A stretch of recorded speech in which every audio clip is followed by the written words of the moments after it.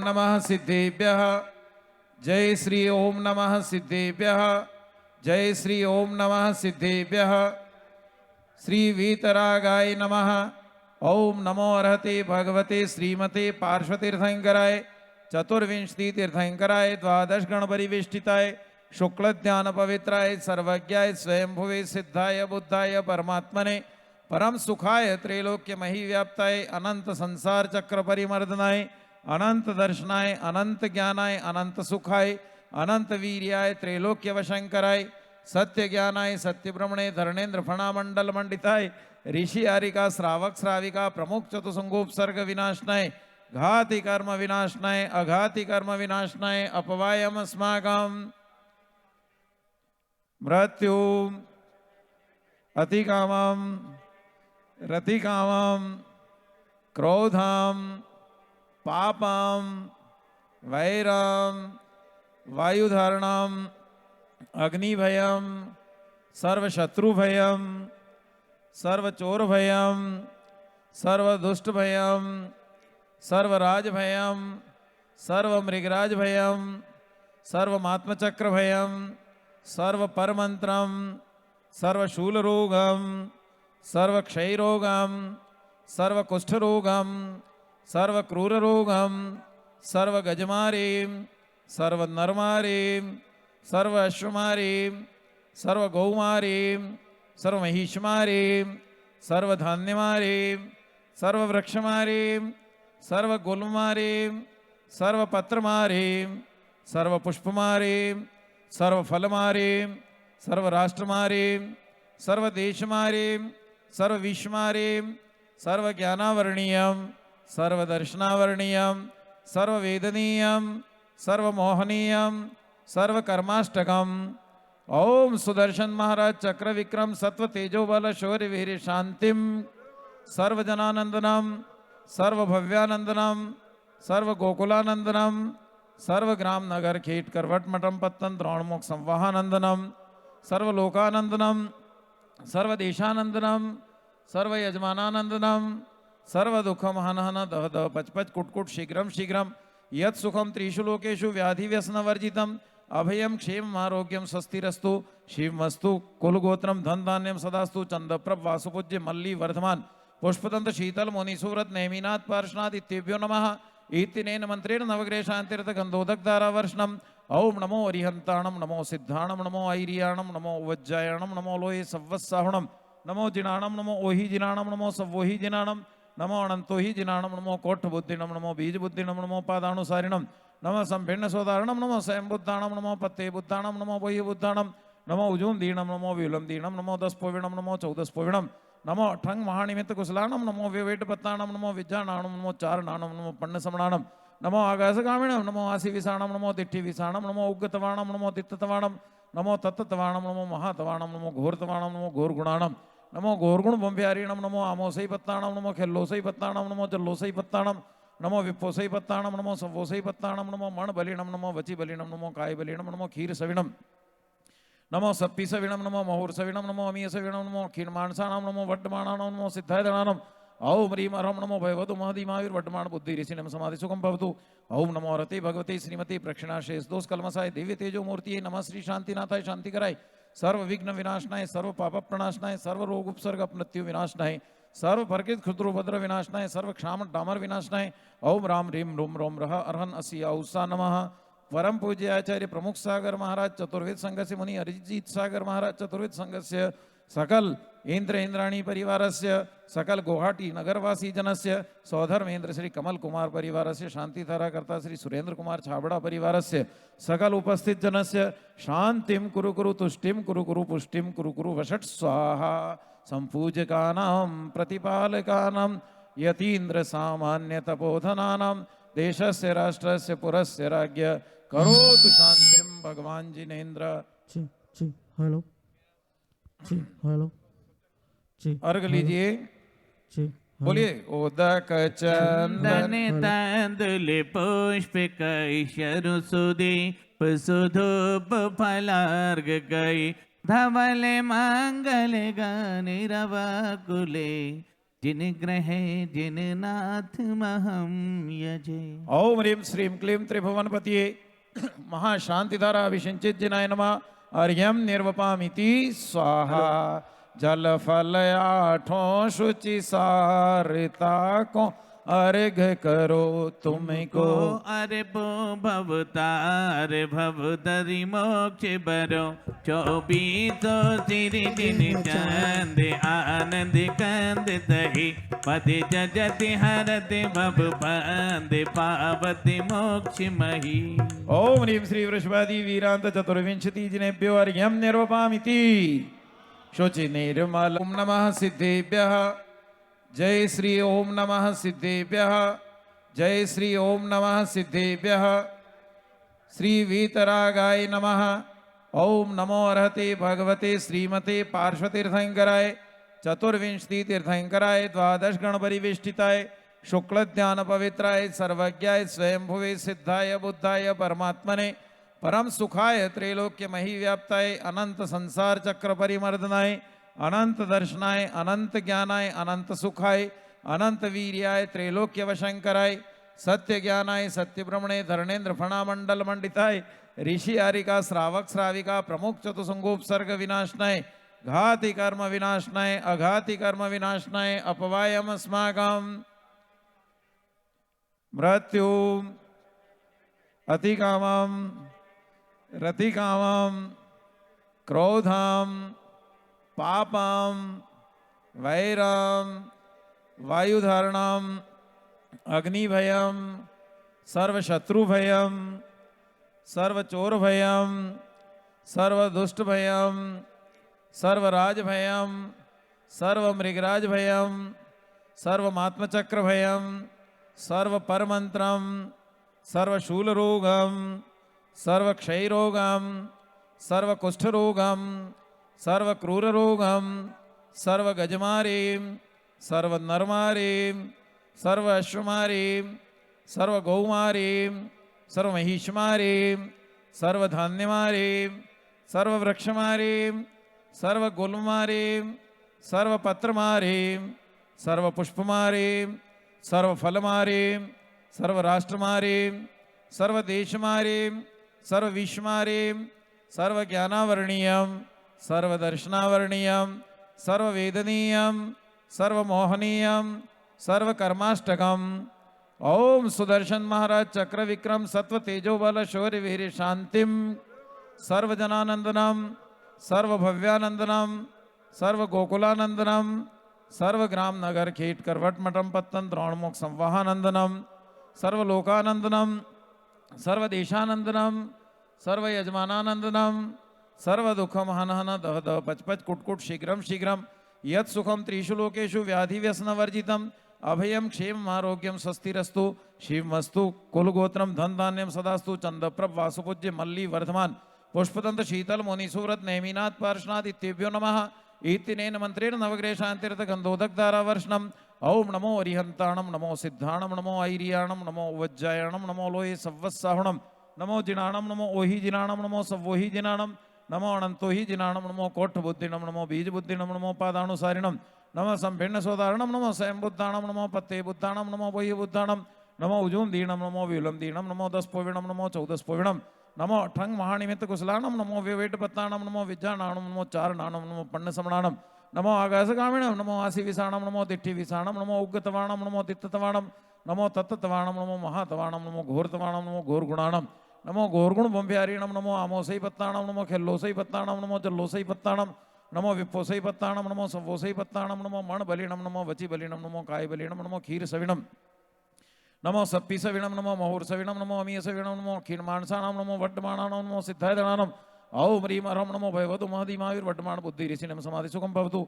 ओम नमो रते भगवते श्रीमती प्रक्षिणाशेष दोष कलमसाय दिव्य तेजो मूर्ति नमः श्री शांतिनाथाय शांति कराय सर्व विघ्न विनाशनाय सर्व पाप प्रणाशनाय सर्व रोग उपसर्ग अपमृत्यु विनाशनाय सर्व परकित क्षुद्रोपद्र विनाशनाय सर्व क्षाम डामर विनाशनाय। ओम राम ह्रीम रूम रोम रह अर्हन असिया उषा नमः। परम पूज्य आचार्य प्रमुख सागर महाराज चतुर्वेद संघ से मुनि अरिजीत सागर महाराज चतुर्वेद संघ से सकल इंद्र इंद्राणी परिवारस्य सकल गुवाहाटी नगरवासी जनस्य सौधर्मेंद्र श्री कमल कुमार परिवारस्य शांतिधारा कर्ता श्री सुरेंद्र कुमार छाबड़ा परिवारस्य सकल उपस्थित जनस्य शांतिम कुरु कुरु तुष्टिम कुरु कुरु पुष्टिम कुरु कुरु वषट स्वाहा संपूजकानां प्रतिपालकानां यतीन्द्र सामान्य तपोधनानां देशस्य राष्ट्रस्य पुरस्य राज्ञ करोतु शांतिम भगवान जिनेन्द्र। जी जी हेलो जी हेलो जी अर्घ लीजिए। जी बोलिए उदक चंदन चंदन तंदुल पुष्प कैशरु सुदीप सुधूप फलार्घ गई धवल मंगल गनिरवकुले जिन ग्रह जिन नाथ महम यजे। ओम ह्रीं श्रीं क्लीं त्रिभुवनपतिये महाशांतिधारा अभिषिंचित जिनाय नमः। अर्घ्यम निर्वपामिति स्वाहा। जल फल आठों शुचि सारिता को अर्घ करो तुमको। अरे बो भवतार भवतरि मोक्ष बरो 24 सिरि दिन चंद आनंद कंद तहि पति जजति हरति भव बंद पावति मोक्ष मही। ओम ह्रीं श्री वृषभादि वीरांत चतुर्विंशति जिनेभ्यो अर्घ्यम निर्वपामिति शुचि निर्मल। 1008 स्त्रियादिना जिनेन्द्राय नमः। अर्घम निर्विपामिति स्वाहा। ओम रूम परम पूज्य आचार्य प्रमुख सागर जी महाराज, पूज्य मुनि अरिजीत सागर महाराज, पूज्य मुनि प्रभाकर सागर महाराज, संगस्थ मुनिराज आरिका माता जी, क्षुल्लक जी महाराज, क्षुलिका माता जी, त्यागी वृंद युगल। 1008 स्त्रियादिना जिनेन्द्राय नमः। अर्घम निर्विपामिति स्वाहा। ओम रूम परम पूज्य आचार्य प्रमुख सागर जी महाराज, पूज्य मुनि अरिजीत सागर महाराज, पूज्य मुनि प्रभाकर सागर महाराज, संगस्थ मुनिराज आरिका माता जी, क्षुल्लक जी महाराज, क्षुलिका माता जी, त्यागी वृंद युगल। स्वाहा। प्रतिमा जी का मार्जन करके वहां विराजमान। स्वाहा। प्रतिमा जी का मार्जन करके वहां विराजमान। प्रेम में आ जाएं अंदर धोती दुपट्टे की। प्रेम में आ जाएं अंदर धोती दुपट्टे की।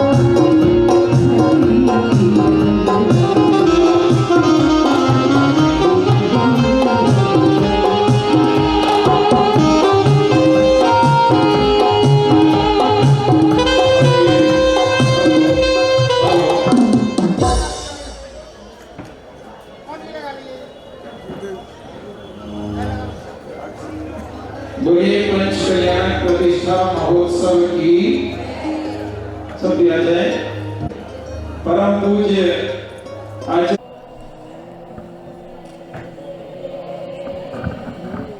ओम नमः सिद्धेभ्यः।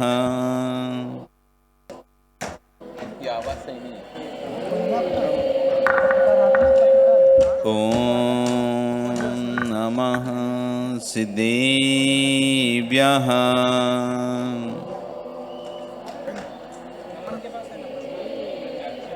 तिर्यणे खग्गिणाये रुतारी मोहि सिर सिरणी बिहु आयरी राउ पसियो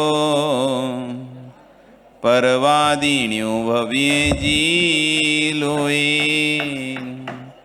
नमो अरिहंताणं नमो सिद्धाणं नमो आयरीयाणं नमो वज्रायाणं नमो लोये सव्यसाहुणं।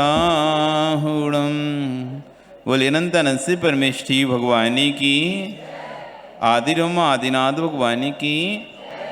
मंच पर मना किया है किसी ने जय बोलने को आपको, हैं? बोले आदिरम आदिनाथ भगवानी की, वर्तमान शासनिक महावीर भगवानी की, आचार्य गुरुवर श्री पुद्धन सागर जी महाराज की, आचार्य विराग सागर जी महाराज की, आचार्य गुरु विश्व सागर जी महाराज की, आचार्य प्रमुख सागर जी महाराज की, अहिंसा में विश्व धर्म की। इसकी आवाज गूंज रही है।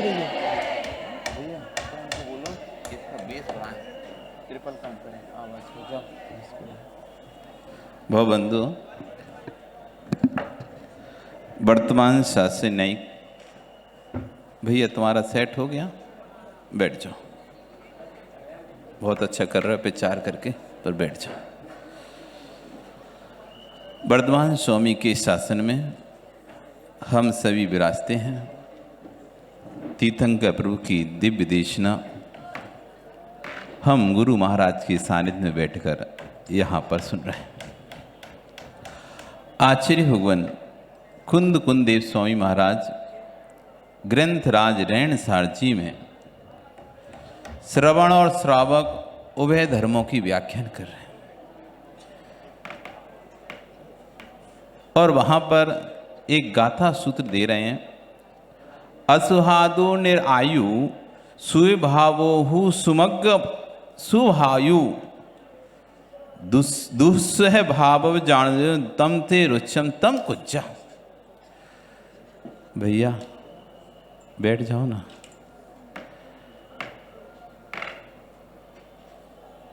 और जो भी कुर्सी पर बैठते हैं वो एक बात विशेष ध्यान रखें।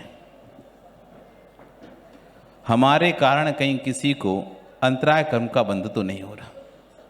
हमको अंतराय हमारे कारण किसी के धर्म सुनने में अंतराय तो नहीं हो रहा। नहीं तो पता चला हम तो धर्म कर रहे थे लेकिन अंतराय 11 वर्णी कर्म का बंद कर रहे थे,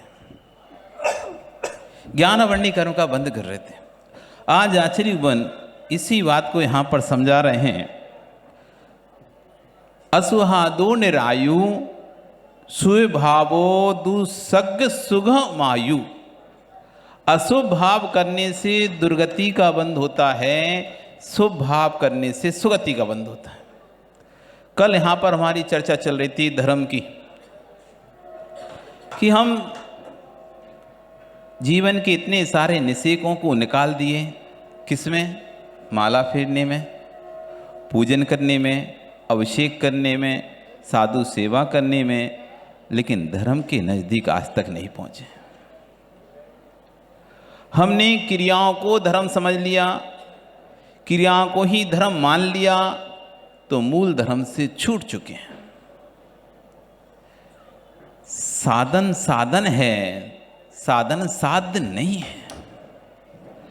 साधन साधन है, साधन साध्य नहीं है। साधन कुछ तो है लेकिन साधन सब कुछ नहीं है।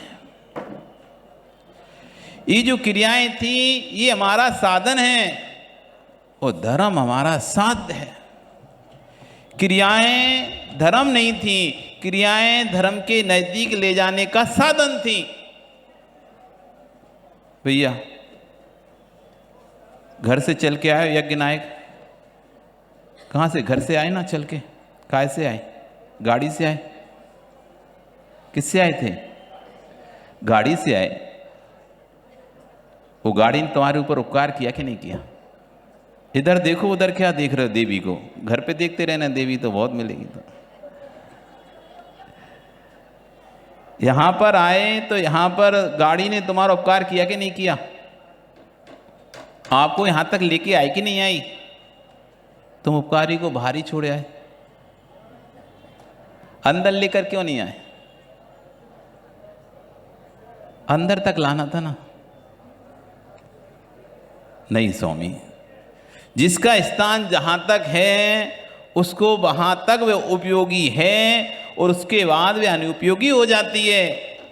ये क्रियाएं कब तक उपयोगी हैं? जब तक हमने धर्म को पहचाना नहीं है, धर्म को प्राप्त नहीं किया है, तभी तक क्रियाएं उपयोगी हैं। यदि क्रियाएं यदि धर्म हो जाती, ये महाराज को भी क्रियाएं करनी पड़ती। क्रियाएं धर्म हो जाती कमल जी, तो आज महाराज भी पूजन करते हुए दिखाई देते, अभिषेक करते हुए दिखाई देते, पर महाराज तो पूजन नहीं करते, अभिषेक नहीं करते। क्यों? ये तो पद में बढ़ गए हैं, तो पद में बढ़ गए हैं तो और ज्यादा धर्म होना चाहिए, और ज्यादा होना चाहिए, तो और घंटों घंटों पूजा अभिषेक होना चाहिए। लेकिन ये तो महाराज दिगंबर विराज हैं, वे तो और सब छोड़ दिए। तुम्हारा तो श्रावक को तो भैया फिर भी कि रोज दिन में 3 बार 4 बार दर्शन करो, पूजा पाठ करो, ये करो, अभिषेक करो, वो करो, लेकिन वही राज में भैया कुछ नहीं करो। क्या करो? ध्यान अध्ययन करो। दानम पूजा मुखम साव्या धम्म। दान पूजा करना ये श्रावक का मुख्य धर्म है, और ध्यान झेणम जय धम्मो, और ध्यान अध्ययन करने मुनि का धर्म है। यदि पूजा धर्म होती तो फिर राजों को ही पूजा करनी पड़ती। क्या फिर धर्म नहीं है क्या पूजा? फिर प्रश्न उठ सकता है धर्म। आपकी अवस्था में जब तक आप श्रावक हो, आप जब तक धर्म को प्राप्त नहीं कर रहे, तब तक ये आपके लिए धर्म है। लेकिन इसको करते करते दृष्टि रखना चाहिए, मेरा लक्ष्य क्या है? ये तो साधन है, साध्य तो मेरा आत्मस्वरूप की प्राप्ति है, साध्य तो मेरा रत्नत्रय धर्म है, साध्य तो मेरा विशुद्धि धर्म है। इस क्रिया को करने से मेरे अंतरंग में विशुद्धि बढ़ रही है कि अशुद्धि बढ़ रही है? यदि पूजा करने से मेरे अंदर विशुद्धि बढ़ती है तो पूजा मेरे लिए धर्मभूत हो गई। और पूजा करने में यदि मुझे संक्लिष्टता हो रही है, कोई हमारे आगे बैठ गया, हम पीछे बैठे थे, हमारे आगे कोई पीछे बाद में आया और हमारे आगे बैठ गया, अब बताओ पूजा में मन लग रहा है कि तुम्हारा? आप बैठे हुए थे, आप प्रवचन सुन रहे थे, आप पूजा कर रहे थे, कोई व्यक्ति आया, उसने टेबल उठाई पीछे से कुर्सी और भैया आगे लाके रख ली, बैठ गया पंडित जी। अब परिणाम में क्या हो रहा है उस समय देखो। अब उस समय परिणामों में जो उथल पुथल चल रही है, हाँ तुम्हें समझ में आएगा। मैं बैठा तो तीर्थंकर के पादमूल में हूं, कर तो पूजा रहा हूं, लेकिन धर्म नहीं हो पा रहा है। मैं जिस विशुद्धि की प्राप्ति के लिए आया था वो खत्म हो चुकी है। ये क्रियाएं विशुद्धि के लिए थी, और क्रिया करते में यदि अशुद्धि होने लगे तो वो धर्म नहीं हो पाता। धीरे धीरे जब व्यक्ति विशुद्धि को प्राप्त होता है तो पंचम गुण स्थान को प्राप्त करता है, और विशुद्धि को प्राप्त होता है तो छठवें गुण स्थान को प्राप्त करता है, और विशुद्धि को प्राप्त होता है तो 7वें 8वें 9वें 10वें 12वें 13वें 14वें गुण स्थानों को प्राप्त करता है। ये क्रियाएं धीरे धीरे सब छूटती चली जाती हैं। ये क्रियाएं सब छूटती चली जाती हैं। विशुद्धि ही धर्म है। जिसके परिणाम पवित्र हैं उसकी गति पवित्र है। जिसके परिणाम पवित्र हैं उसकी गति पवित्र है, और जिसके परिणाम पवित्र नहीं है उसकी गति भी पवित्र होने वाली नहीं है। आचार्य भगवान कहते हैं, किसी से पूछने मत जाओ कि मेरी भविष्य में गति क्या होगी। आज भगवान का गर्म कल्याणक मना रहे हैं आप। ये बने कैसे हैं भगवान? ये बने कैसे हैं भगवान? क्या आप भी भगवान बन सकते हो? ओ कुबेर महाराज, भगवान बन सकते हो तुम? बन सकते हो क्या? नहीं? बताओ, भगवान बन सकते हो स्वधर्मेंद्र? बन सकते हैं। बन क्यों नहीं पा रहे? मार्ग पे चलना होगा। ये गर्भ कल्याण की बता रहा है, प्रत्येक जीव भगवान बन सकता है। ये जो गर्भ में आई हुई आत्मा है पहले से भगवान नहीं थी। यही जैन दर्शन और अन्य दर्शन में विशेषता, जैन दर्शन की विशेषता है अन्य दर्शनों से, कि यहां पर पहले से कोई परमात्मा नहीं होता है।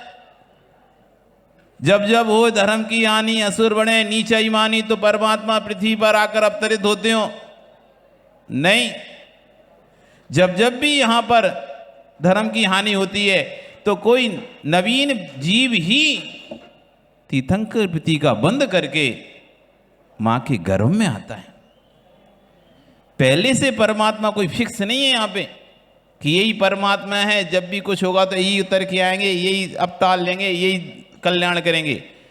नहीं, जो भी जीव अपने अंतरंग में धर्म को उत्पन्न करेगा, विशुद्धि को पैदा करेगा, ऐसा जीव 16 कारण भावनाओं को भाकर तीर्थंकर बन सकता है। इसलिए आचार्यवन कहते हैं, किसी से पूछने मत जाओ मेरी गति क्या होगी।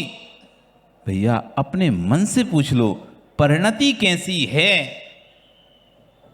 दूसरों से यदि ईर्ष्या है हमारे अंतरंग में, दूसरों से द्वेष है हमारे अंतरंग में, छल कपट है हमारे अंतरंग में, तो आचार्य बन करें माया त्रयज्ञो नस्य। यदि मनसा अन्यत्र, वचसा अन्यत्र, कायान्यत्र की परिणति चल रही है, मायाचारी परिणति चल रही है, माया त्रयज्ञो नस्य, मायाचारी से त्र्यंच गति प्राप्त करेंगे। अब देख लो भैया, अपने अंतरंग में पूछ लो, यदि मैं मायाचारी अधिक करता हूं तो नियम से त्रिंच बनूंगा। व्यवहारम परिकृतम नारकस्य वशा। हमको लगता है धन पैसा बढ़ रहा है तो वैभव बढ़ रहा है, ऐश्वर्य बढ़ रहा है तो खुश होते हो। खुश मत हो जाना। जितना अधिक परिग्रह बढ़ेगा, जितनी अधिक संपत्ति बढ़ेगी, व्यवहारम परिकृतम नारकस्य वसा। चक्रवर्ती खुश ना हो जाए कि 6 खंड का आधिपत्य है उसके पास। वो कहाँ गए चक्रवर्ती अंजू? चक्रवर्ती खुश ना हो जाए कि 6 खंड का आधिपत्य उसके पास। यदि 6 खंड के बीच में ही मर गया ना, व्यवहारम परिकृतम नारकस्य वसा, बहुत आराम परिग्रह के कारण से नरक आयु ही प्राप्त होगी, नरक गति में ही जाना पड़ेगा। और वही चक्रवर्ती यदि सबको छोड़ देता है तो स्वर्ग और मोक्ष को प्राप्त होता है। लक्ष्मी बड़ी, अधिकार भी क्या बढ़ गया है सोचिए। हमारे पास लक्ष्मी बढ़ रही है, अधिकार बढ़ रहा है, संपत्ति पद बढ़ रहा है, हम खुश हो रहे हैं। खुश मत हो। संपत्ति जैसे जैसे, अच्छा बताओ, वस्तु भारी होती है तो ऊपर जाती है कि नीचे जाती है? कहाँ जाती है? जैसे जैसे वस्तु वजनदार होगी वैसे वैसे वस्तु कहाँ जाएगी? नीचे की ओर जाएगी। और जैसे जैसे हल्की होगी ऊपर की ओर जाएगी। ऐसे ही जैसे जैसे हम परिग्रह से भारी होते चले जाएंगे वैसे वैसे नीचे नीचे के नरकों में जाते जाएंगे। और जैसे जैसे परिग्रह से हल्के होते चले जाएंगे वैसे वैसे ऊपर के स्वर्गों की ओर जाएंगे। जब पूर्ण परिग्रह से रहित हो जाएंगे तो सिद्धालय में भी पहुंच जाएंगे। इसलिए व्यवहारम परिकृतम नारकस्य वसा। यदि बहुत परिग्रह, बहुत आराम संचय करने की इच्छा हो रही है अंतरंग में, तो समझ लो आपकी नरक आयु के आप निकट पहुंचते जा रहे हो। स्वभाव मार्दवम चा, यदि मार्दव स्वभाव है तुम्हारा, दूसरों के प्रति दया धर्म करने के परिणाम होते हैं, दान पूजा आदि करने के परिणाम होते हैं, जीव रक्षा दया के परिणाम होते हैं, परिणामों में सरलता रहती है, मनुष्य गति को प्राप्त हो गए। मनुष्य गति मिलेगी। और यदि तपस्या करने की इच्छा होती है, संयम धारण करने की इच्छा होती है, व्रत आदि करने की इच्छा होती है, तो नियम से देवायु को प्राप्त हो गए। अपने मन से पूछो मेरी परिणति कैसी है? जैसी परिणति वैसी गति। परिणति जब खराब होने वाली होती है, साक्षात मारीची से पूछ लो।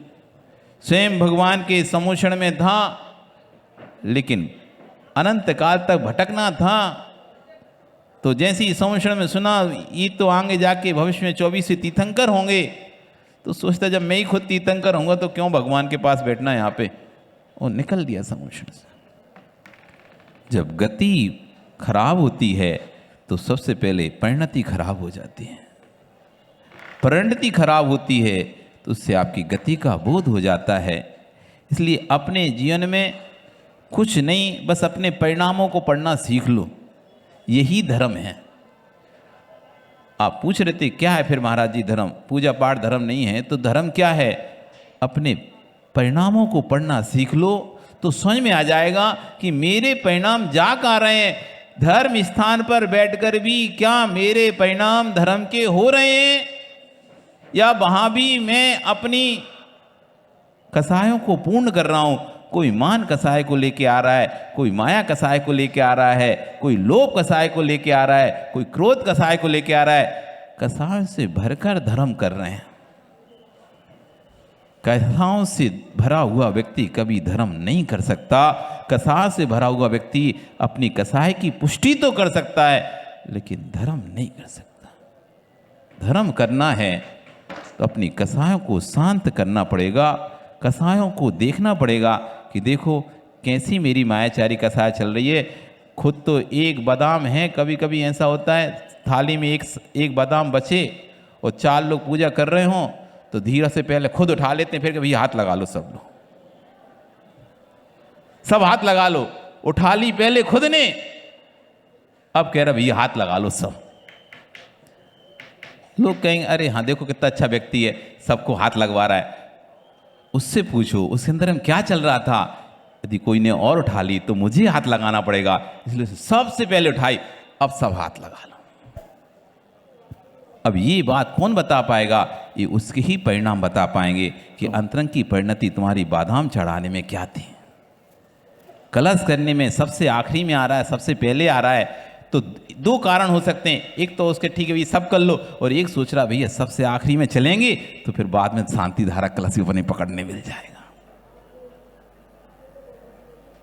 अभी कोई आया नहीं है, जब तक सब लोग देख लेंगे अपन पहुंचेंगे तब करेंगे। अभी नहीं करते हैं, कर तो रहा है धर्म, लेकिन अंतरंग में परिणति चल रही है माया कसाय की, तो माया कसाय से करते करते भी बन जाएगा तिरंज। फिर कोई पूछेगा भाई धर्म का कोई फल मिला कि नहीं उसे? हाँ मिलेगा धर्म का फल। किया है अच्छा, गाड़ी में घूमने वाला तिरंज बन जाएगा स्वान। धर्म किया है तो रोड पे घूमने वाला स्वान नहीं बनेगा, बनेगा तिरंज। तो बनेगा कैसा? एक बाबूजी पकड़ के लेके जाएंगे घुमाने, जैसे आप लोग लेके जाते नहीं जाते। जिनके घर में स्वान है वे माता पिता को तो घुमाने नहीं ले जा पाएंगे, पानी नहीं पिलाएंगे, लेकिन उस स्वान को जरूर रोज सुबह डोरी पकड़ के घुमाने लेके जाएंगे। ये कोई नहीं है, ये पूर्व के ही ये माता पिता हैं जो मायाचारी करके मरे थे तो स्वान बन गए। अब उनका कर्जा उतार रहे हैं। आपका समय हो गया, कल फिर आओगे। अभी तो महाराज जी प्रवचन सुनेंगे, पर आई तो और इस विषय पे आगे चर्चा करेंगे। आचार्य भगवान कहते शुभ भावों से अशुभ आयु, शुभ भावों से शुभ आयु का बंध होता है, अशुभ भावों से अशुभ आयु का बंध होता है। इन शुभ अशुभ भावों को जानो, और फिर कह रहे हैं जम रुचई तम कुज्जा, फिर तुमको जैसा रुचे वैसा करो। यदि दुर्गति में जाना है तो जो कर रहे हो करते रहो, और सुगति में जाना है तो जो कर रहे हो उसको समझो और उससे विमुख हो, उससे दूर हो, तब तो सुगति होगी। ऐसे कोरे पूजा करने से, कोरा धर्म ध्यान करने से सुगति नहीं होगी। बोली भगवान महावीर स्वामी की।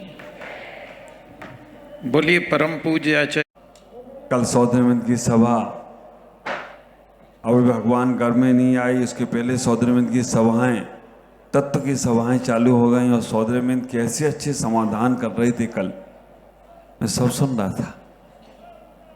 थोड़ी सी चर्चा आपसे उस परम तत्व के संबंध में करूं जो हमारा ही है, किसी दूसरे का नहीं, जो हमारी ही उपलब्धि है, लेकिन हमने दूसरे पर डाल रखी है कि बस मोक्ष तो वही जाएंगे, गर्व कल्याणक तो उनका ही होना है, हम लोग तो केवल ताली बजा के चले जाएंगे।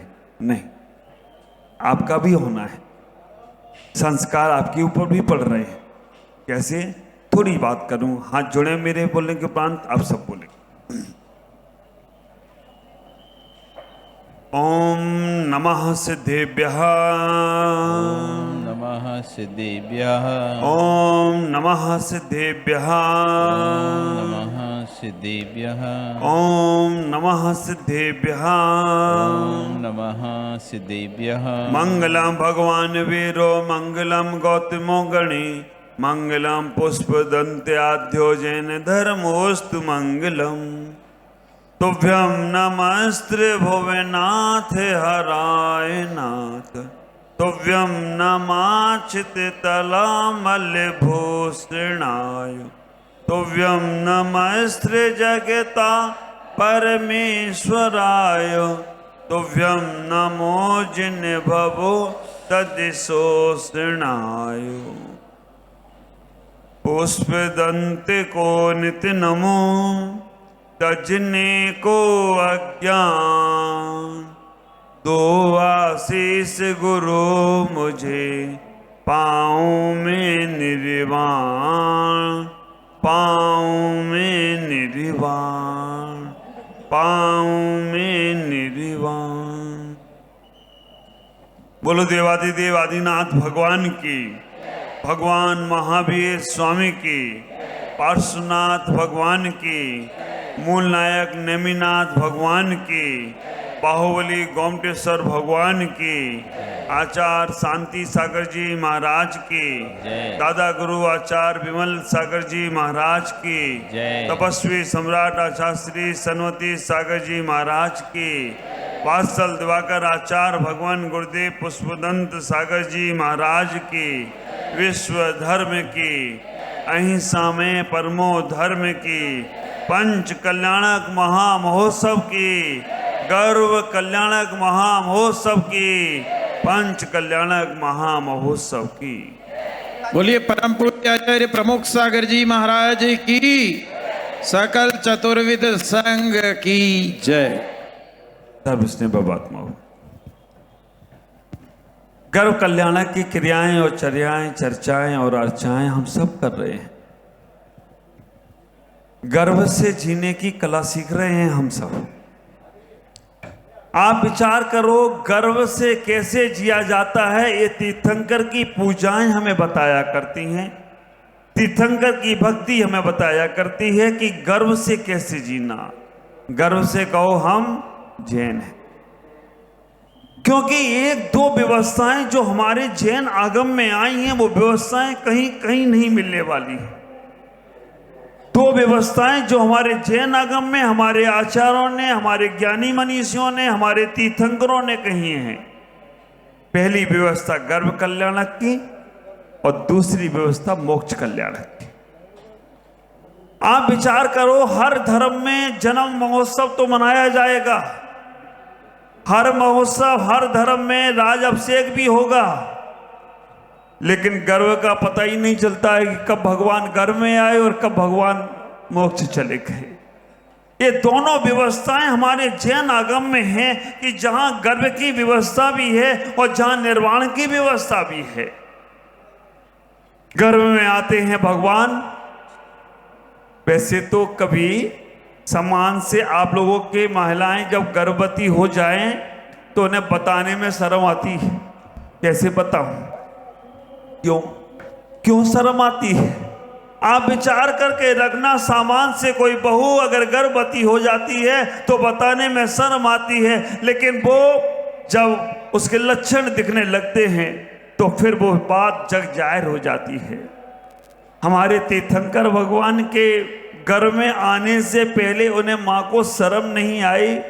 विचार करना, तीर्थंकर भगवान अपने मां के गर्भ में आ रहे हैं और 6 महीने पहले से उत्सव मनाना शुरू कर दिया। 6 महीने पहले से, क्योंकि वो जीव जो मां के गर्भ में आ रहा है वो अब दोबारा गर्भ में आएगा नहीं, इसलिए उसका उत्सव 6 महीने पहले से शुरू हो गया हो तो कोई आश्चर्य नहीं होगा। दूसरा और एक कारण है,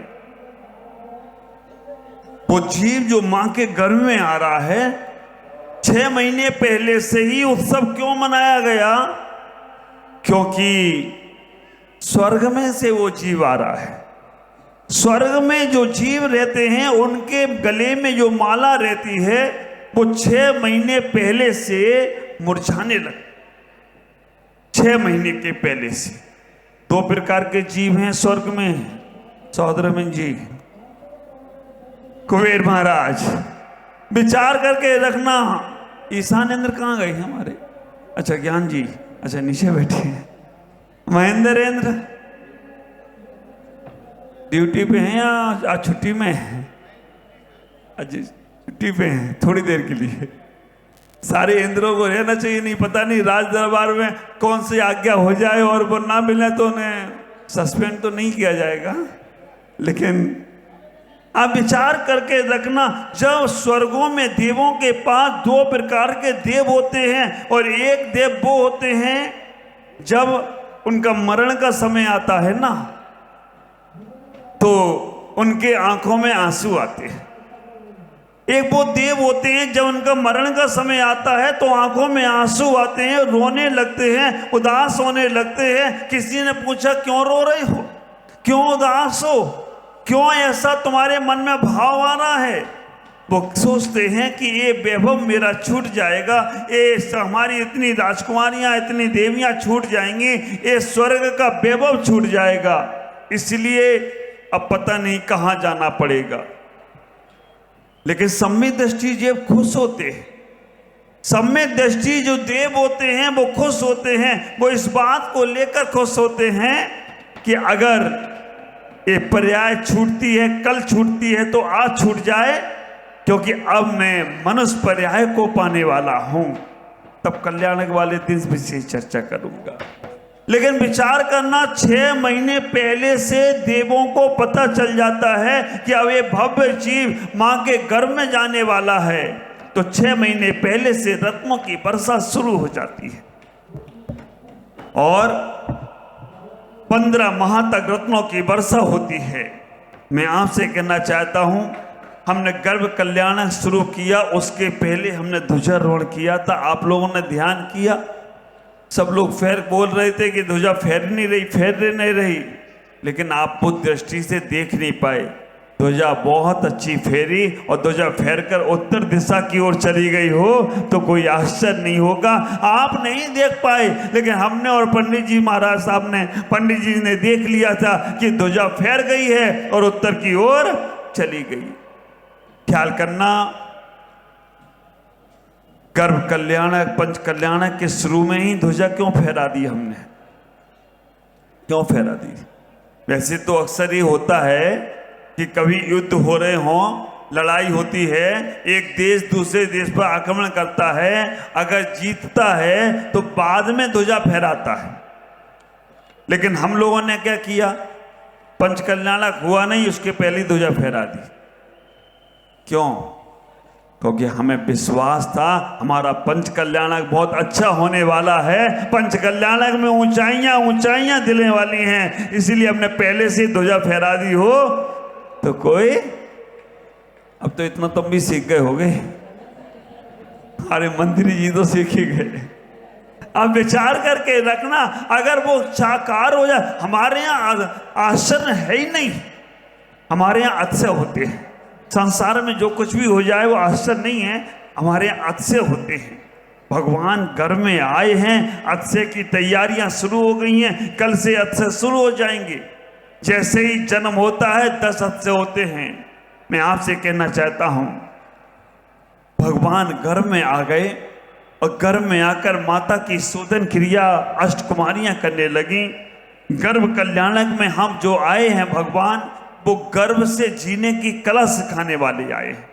हमें कभी नर्वस नहीं होना संसार में, क्योंकि संसार में आए हैं तो हमें कुछ करके जाना है। इतना ही विचार करो, इतना ही सोचने का प्रयास करना। जैनत्व का बोध कराने आए हैं वो भगवान। संसार में आते तो हैं, लेकिन जैनत्व का बोध कराकर जिनत्व की यात्रा कराने के लिए घर में आ गए। जैनत्व का बोध कराने के लिए माता संस्कारित होती है तो बेटा भी आचरणवान हो जाया करता है। ख्याल करना, माता संस्कारित हो तो बेटा भी आचरणवान हो जाया करता है। गर्भ कल्याणक केवल जैन धर्म में हम मनाने का प्रयास कर रहे हैं। मैं माताओं से कहना चाहता हूं, अंकुरारोपण का दिन है आज। आप अपने अंदर कैसे संस्कारों को जन्म देते हो, कैसे संस्कार देना चाहते हो, अपने बच्चों को कैसे संस्कारित बनाना चाहते हो। जब तुम्हारे घर में कोई जीव आए तो ख्याल करके रखना, बहुत सोच समझकर अपनी कोई क्रिया को करने का प्रयास करना। अगर तुम्हारे माध्यम से वो गर्भ के कल्याणक के समय, गर्भ के समय कोई क्रिया गलत हो गई, फिर बाद में ये नहीं कहना कि मेरा बच्चा बिगड़ गया, मेरा बच्चा अब मेरी बात नहीं मानता है। ख्याल करो, हमारे आचार्यों ने कह दिया, ज्ञानी मनीषियों ने कह दिया कि जब गर्भ में जीव आता है तब मदरसा जैसी मां बन जाना। मदालसा एक ऐसी मां थी जिसने अपने बच्चों को गर्भ में ऐसे संस्कार दिए, कहते हैं 6 बच्चों को उसने सन्यासी बना दिया। मदालसा जैसी मां बन जाना। अगर मदालसा जैसी मां बन गए तो हम घर में ही अपने बच्चों को संस्कारित करना प्रारंभ कर देंगे, और घर में ही बच्चों को संस्कार देना प्रारंभ कर दिए तो ख्याल करना, वो बच्चे तुम्हारे जीवन में तुम्हें गर्भ से जीना सिखा सकते हैं। गर्भ से जीने की कला सीखना है तो ये जैन धर्म सिखाया करता है। ख्याल करना, मैं तो कहता हूं इस भारत की सरकार में गर्भ कल्याणक मनाने वाले देश में गर्भपात जैसी विकृतियां जो शुरू हो गई हैं, इसे सरकार को रोकना है तो गर्भ कल्याणक संस्कार के केंद्र खुलवाना चाहिए। ख्याल करो, गर्भ कल्याणक संस्कार, गर्भ संस्कार के केंद्र अगर सरकार खुलवाना शुरू कर दे तो गर्भपात जैसी विकृतियां हमारे भारत से पलायन कर सकती हैं। पाश्चात्य संस्कृति को हमने ओढ़ रखा है। आज सरकार के पास ये व्यवस्था नहीं है। हमारे जैन आगम में व्यवस्था है। जैन आगम में व्यवस्था ये बताई गई कि जैसे वो बच्चा मां के गर्भ में आता है, पहले महीने में, तीसरे महीने में, 5वें महीने में, 7वें महीने में और 9वें महीने तक वो मां पूजा कर सकती है, भगवान को श्रीफल चढ़ा सकती है, भगवान की पूजा पाठ करके अपने बच्चे को संस्कारित कर सकती है। गर्भ में आने के बाद 5 महीने तक तो आहार भी दे सकती है। ऐसा हमारे यहाँ उल्लेख आया है। ख्याल करना, जब वो माँ भगवान के पूजा उपासना में जाती है, गर्भ संस्कार की विधि कराती है, तो ख्याल करना वो बच्चा आकर इधर उधर नहीं घूमता है। वो बच्चा आकर धर्म के संस्कार को लेने का प्रयास करता है। मुझे लगता है यहाँ जितने इंद्र इंद्राणी और जितने लोग बैठे हैं, इनकी माँ ने जरूर इनके गर्भ में आने से पूजा पाठ की होगी, धर्म ध्यान किया होगा, अच्छे कार्य किए होंगे, तो आज वो सब यहाँ बैठे हुए हैं।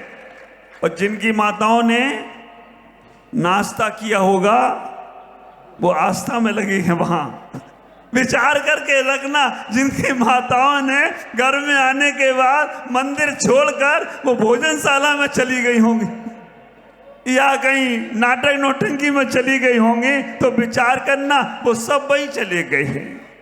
ऐसा गलती अब आप नहीं करना, नहीं तो जिनेंद्र की वाणी, भगवान की वाणी सुनने का मौका हर किसी को नहीं मिलता है। कितनी बड़ी व्यवस्थाएं, कितने बड़े पुण्य को हम लेकर चलने का प्रयास करते हैं।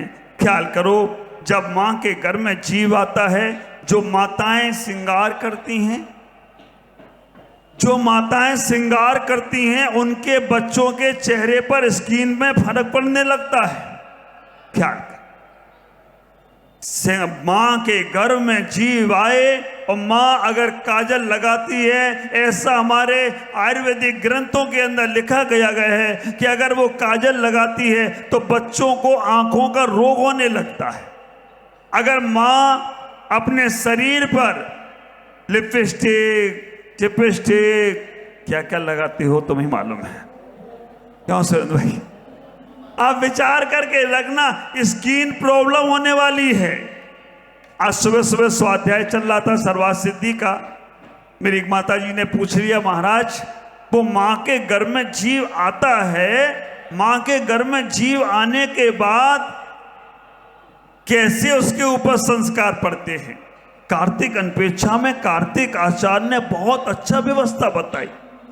माँ के गर्भ में जब जीव आता है, 7 दिन तक कलल रूप में रहता है, 7 दिन में मजूर ठोस रूप में, पिंड रूप में रहता है, 7 दिन में वो एक मांस का लोथरा बनता है, 7 दिन में उसके अंकुर फूटते हैं।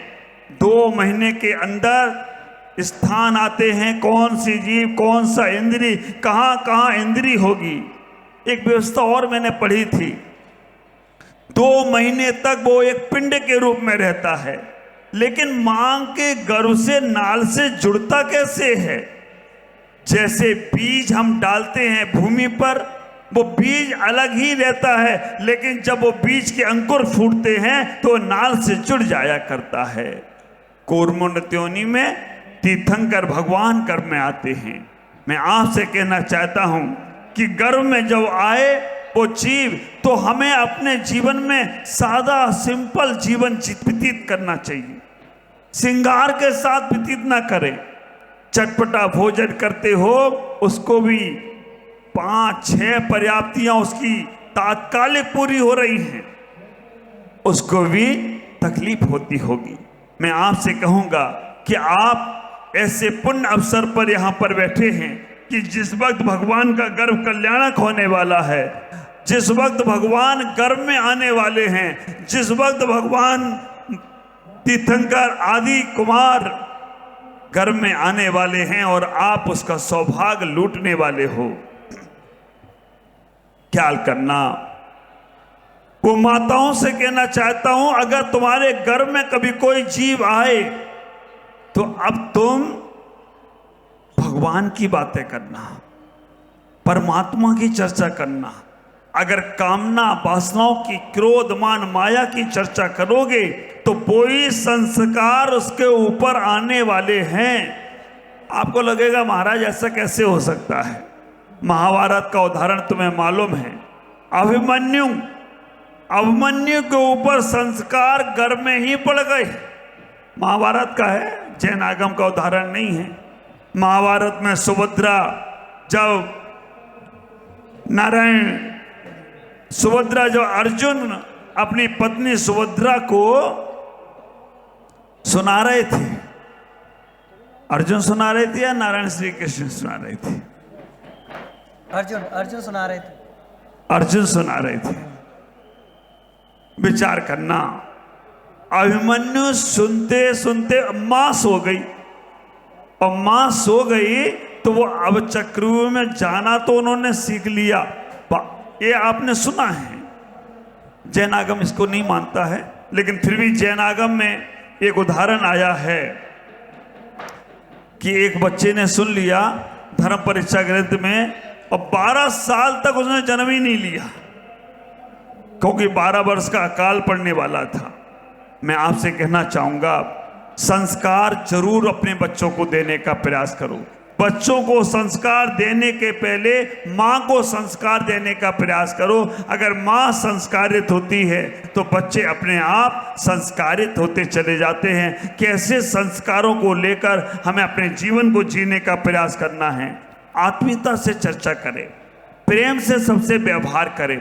जितना अच्छा व्यवहार आप करेंगे उतना अच्छा आपका जीवन बनेगा, उतना अच्छा आपका मन बनेगा, और उतना अच्छा आपका जीवन परिवार का अच्छा होता चला जाएगा। मैं आप सबसे कहूँगा, आज गर्व कल्याणक के दिन हमें गर्व से जीना है। तो आज से ही ये मन में विचार करना, हम अपने जीवन में कभी अनैतिक संबंध नहीं बनाएंगे, हम अपने जीवन में कभी गर्भपात की व्यवस्था नहीं बनाएंगे, हम अपने जीवन में कभी ऐसे कार्य नहीं करेंगे जिससे हमारे बच्चे पे गलत संस्कार पड़े।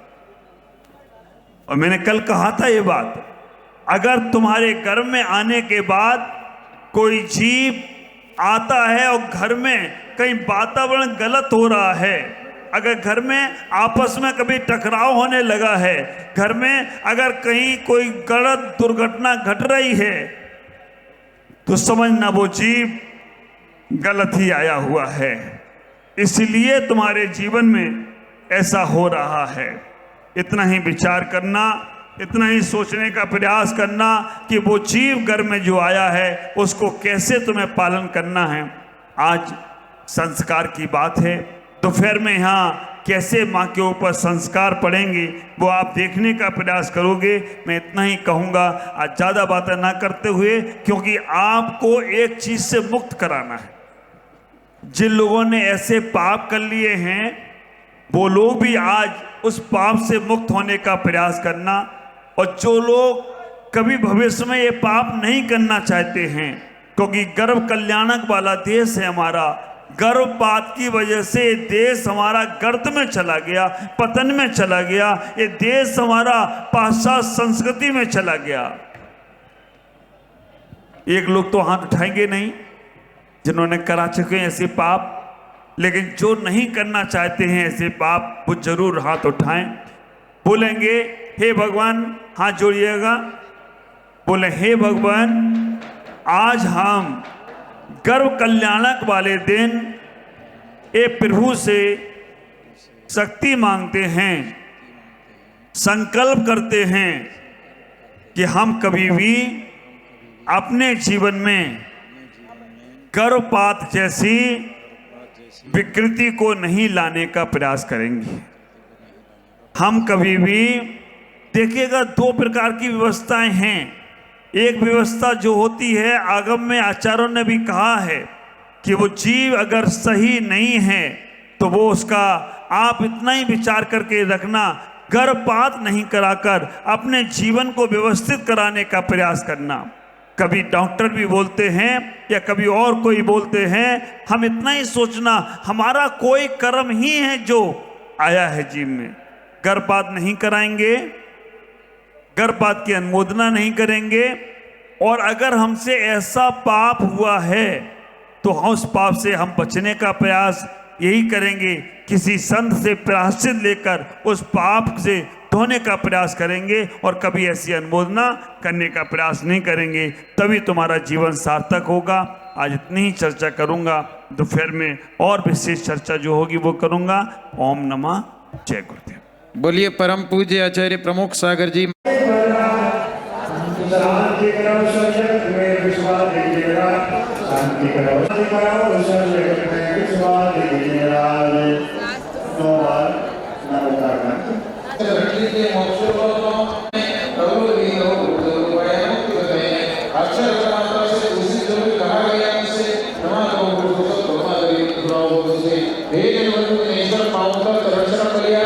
मरण समान सुदुर्लभ कर्मों का शेष हो सकाई विद्याचि और पुष्पांजलि कायो सर्व नौ बार नमः रहेगी। उसके साथ में जो 56 कुमारियों के नाम जो भी लिखवाना चाहें वे यहाँ कमेटी से मंत्री वीरेंद्र जी से या ओम प्रकाश जी से, और उनको घर से बढ़िया ड्रेस पहन करके यहाँ आना है। माता की सेवा करने का अवसर मिलेगा। सायंकाल ठीक 7 बजे उनको यहाँ उपस्थित होना है।